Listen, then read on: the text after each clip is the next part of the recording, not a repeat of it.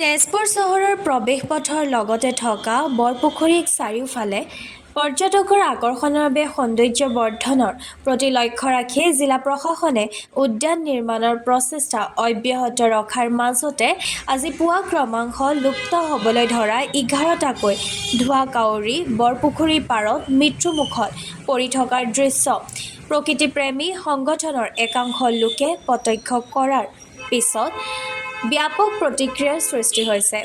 কোনো দুষ্ট চক্ৰই পুখুৰীৰ পাৰত বিষাক্ত দ্ৰব্য পেলোৱাৰ ফলতে সেই দ্ৰব্য খোৱাৰ বাবেই 11টাকৈ কাউৰী মৃত্যুমুখত পৰাৰ সন্দেহ ব্যক্ত কৰিছে প্ৰকৃতিপ্ৰেমী সংগঠনৰ সদস্যসকলে।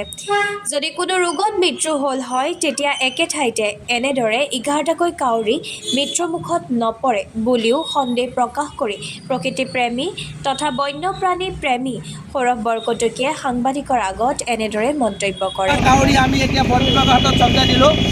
এই 11টা কাউৰী আজি পদুম পুখুৰী আমাৰ SBI বেংকৰ সমীপত আৰু বৰপুখুৰীৰ ছাইডত, যিটো এই 11টা কাউৰী মৃত্যু অৱস্থাত আমি পালোঁ। আৰু এই 11টা কাউৰী এতিয়া পোষ্টমৰ্টমৰ কাৰণে আমি বন বিভাগৰ হাতত চম্জাই দিছোঁ। তেওঁ লৈ গৈ আছে আৰু পোষ্টমৰ্টমটো কৰি আমি গম পোৱা যাব কি কাৰণে মৃত্যু হ'ল।